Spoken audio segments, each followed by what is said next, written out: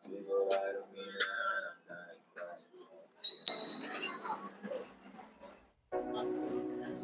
guys! Welcome back sa ating ganap. Andito pa rin tayo sa Barangay Poblasyon, Bahay ng Upol at magkakaroon po tayo ng palengke tour. Samahan niyo po ulit ako guys. Tara!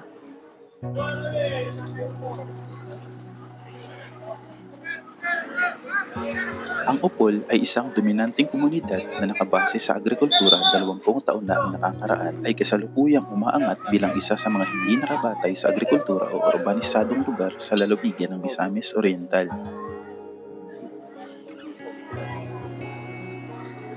Isa sa mga nag-aambag sa pagbabagong ito mula sa puro agrikultural tungo sa hindi pang-agrikultura ay ang kalapitan nito sa mataas na urbanisadong sentro ng lungsod ng Cagayan de Oro, kung saan ang mga lupaing pang-agrikultura na matatagpuan sa mga gilid ng pook.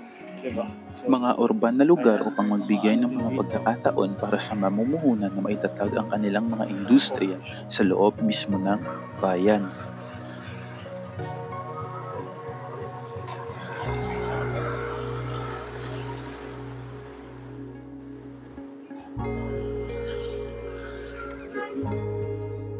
Public market. Ang pagkakaroon ng mga aktibidad sa komersyo at kalakalan sa bayan ay tumaas ng malaking bilang na nag-ambag sa isang matatag na paglago at pag-unlad ng ekonomiya ng bayan. Sa kasalukuyan, tinatayang may 747 na mga establishmento na nagbibigay ng mga serbisyo sa wholesaling at retailing. Ang lugar na ginamit para sa komersyal na layunin ay umabot sa 13.08 hectare o katumbas ng 0.0669% na kabuuang sukat ng lupain ng Upol. At ang mga sentro ng komersyo ay ang mga barangay ng Bara, Igbit at Poblasyon, nakakaunti sa Tabok, Bonbon at Loyong Bonbon.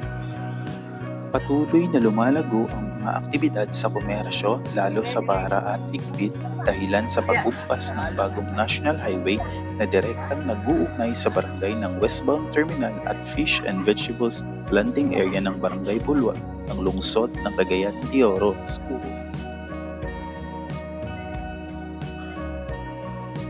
ito yung papuntang school.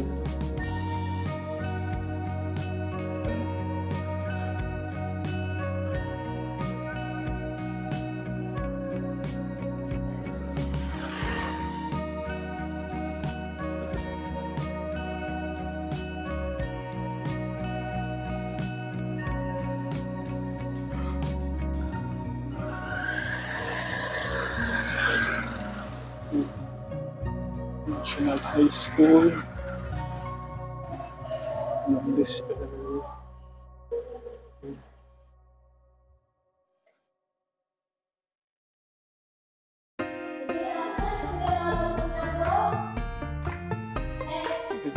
public market.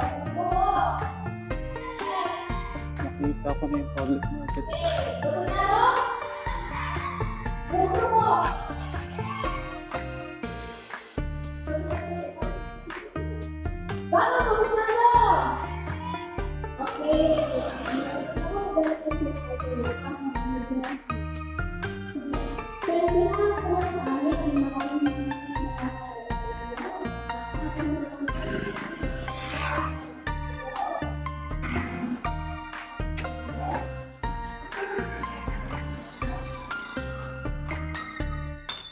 May public market dito guys.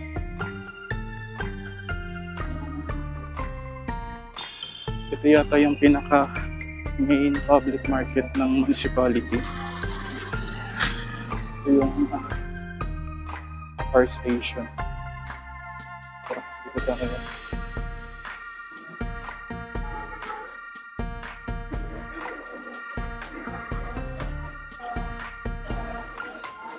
Ang iba pang mga establishmento ay binubuo ng mga istasyon ng gasolina, mga beach resorts, pampalamig at mga katulad ay umuusbong din sa mga lugar sa kahabaan ng pambansang lansangan at sa kahabaan ng dalampasigan.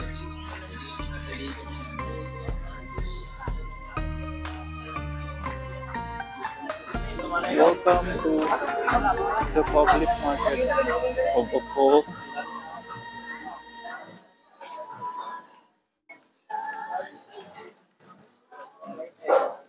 Malinis po yung public market dito banda guys.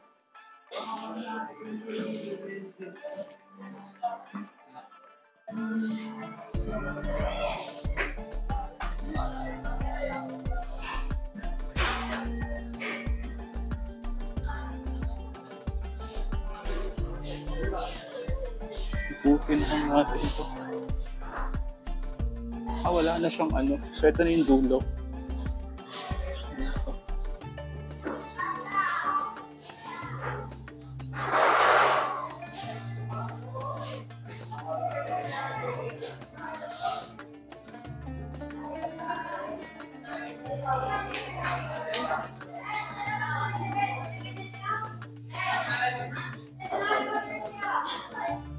May 4 na pamilihang pampubliko ang bayan ng Popol. Isa sa barangay Tapok na siyang pangunahing palengke, isa sa Luyong Bunbon, isa sa Igpit at isa sa barangay Barat. Ang mga maliliit at katamtamang negosyo ay lumalago din sa bawat lugar ng mga baybaying dagat.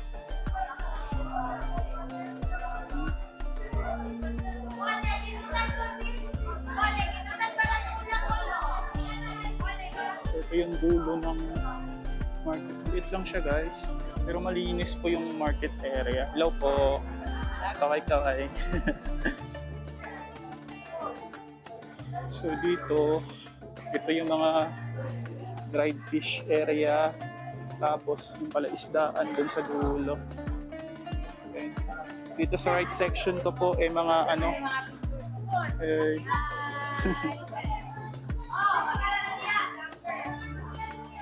ano po, ganap ni Kuripot po. Ganap ni Kuripot PH. Thank you po, ate. So ito yung section for gulayan sa mga sangkap ng gulay. Dito. Ito yung mga pagkain section. Ayan, dito naman sa foods. Ayan.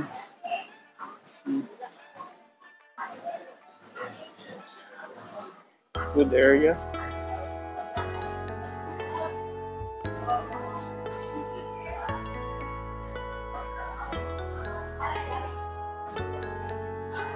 So ito yung food section natin. Malinis yung food section nila guys.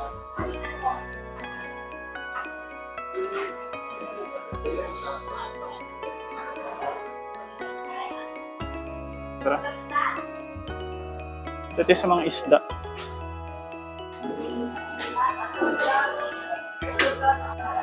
So dito yung foods.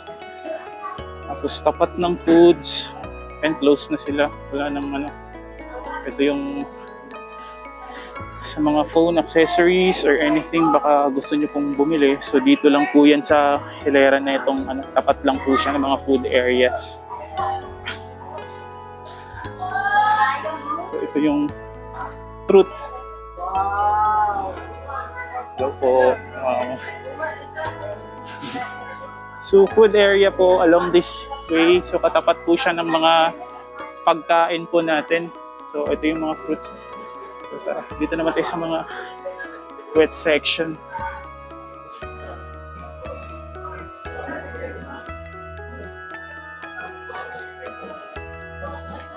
So ito yung wet section natin. Yan. Wala na nagbebenta rito. Close na. Dito lang.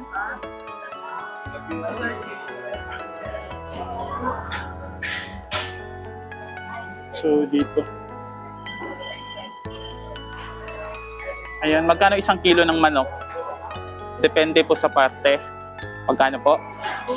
210. 210. Mura. So ito yung mga meat section po natin. Sa pork, magkano naman yung sa pork? Sa mga meat like pork? 300. 300. Mura kayo. So, thank you. So ito yung ano natin. So yung meat po natin pork is around 300 pesos. So yung sa chicken daw po 210. Ayan.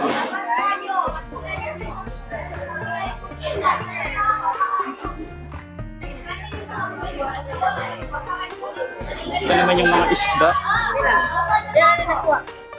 Hello po.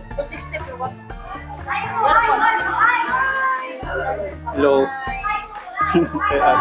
Magkano po sa kilo ng isda nyo po? Magkano po isang kilo ng isda nyo? 220. Depende po sa ano. Yan, sa ano, ganyan. 200. Ang mura po ng isda nyo ah.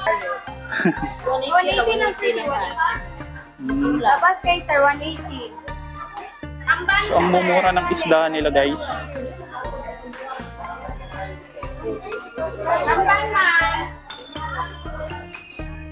So, dito po yung ano, mga sangkap. Hello po. Hi! Hello po ate.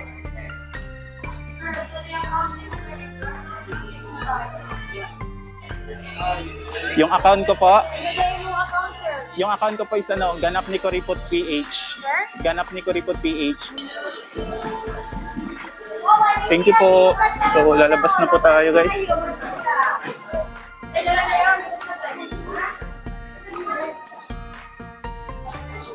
Tara. So, lalabas na tayo guys kasi pawis na ako. So, ito po yung Opol Public Market. Ayan. Kailangan niyo kung ano yung gusto niyo bilhin. Andito din sa side na ito.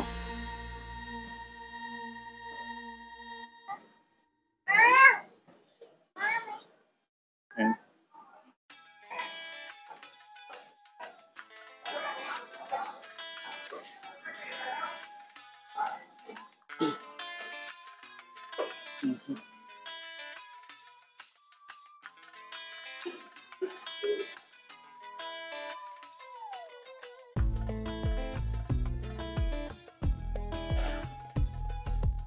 Dito tayo. Ayan.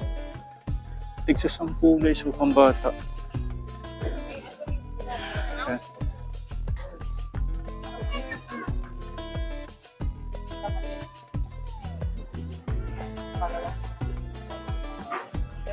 So dito tayo.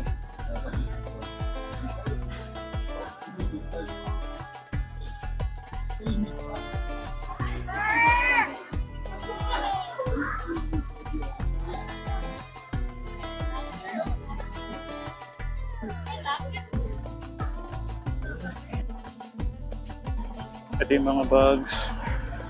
Ayan.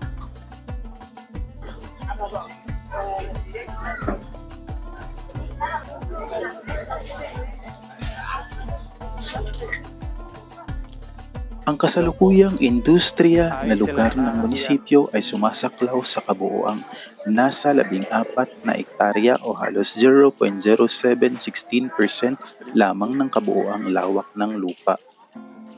Sa labas ng palengke, nakaugnay ang iba't ibang klase ng pagkain.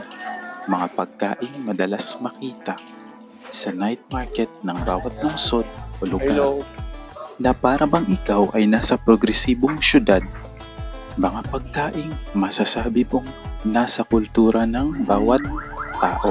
Andyan ang boiled na mais, mga street foods, pampalamig at kung ano-ano pa. Hello po. Di ko masasabing payak ang pamumuhay ng bayang ito.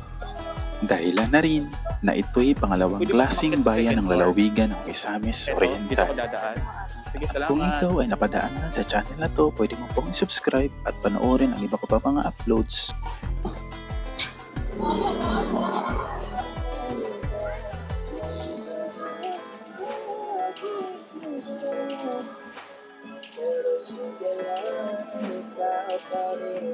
Ito po yung Abok, Barangay Abok.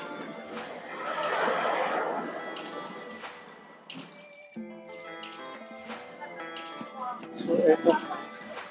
Dito tayo sa third floor.